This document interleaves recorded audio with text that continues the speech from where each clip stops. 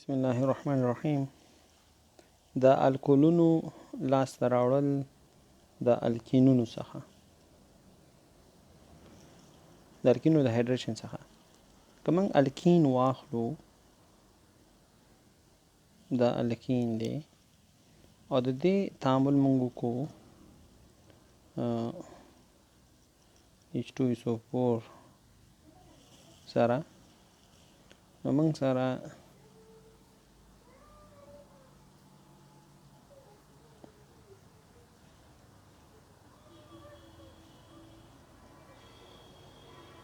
دا مرکب جوړیږي، الکایل هایدروجن سلفیټ.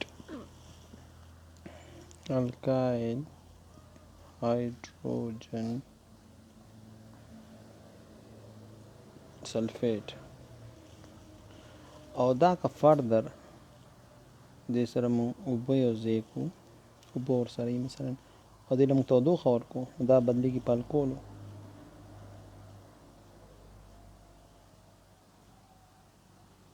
دا په چې باندې بدلېږي، په الکولو بدلېږي او پلس H2SO4. نو دې مطلب دی چې H2SO4 د کتلیس په توګه کار کوي. مثال په توګه که موږ ایتلین واخلو او د دې تعامل کو د ګوګړو تیزابو سره،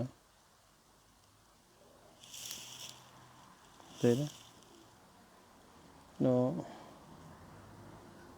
ما سره به لومړی CH3 او CH2 او H سلفیټ جوړ شي.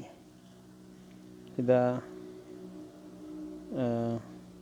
ایتایل هایدروجن سلفیټ دی. ایتایل هایدروجن سلفیټ.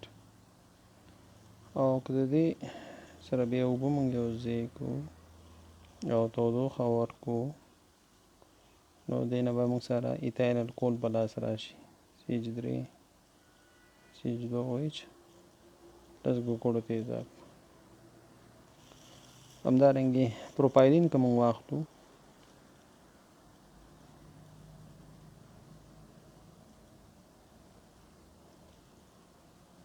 دا پروپایلین دی او دا H2SO4 سره په اوله مرحله کې او په دویمه مرحله کې د اوبو سره یو ځای کړم، نو ما سره په دې نه راشي CH3 او CH CH3 دا به راشي پلس H2SO4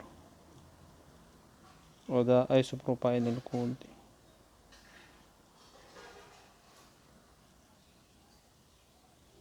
ایسوپروپایل الکول دی.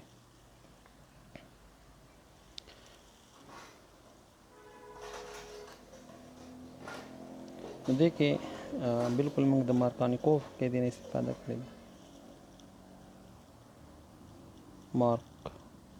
مارکانیکوف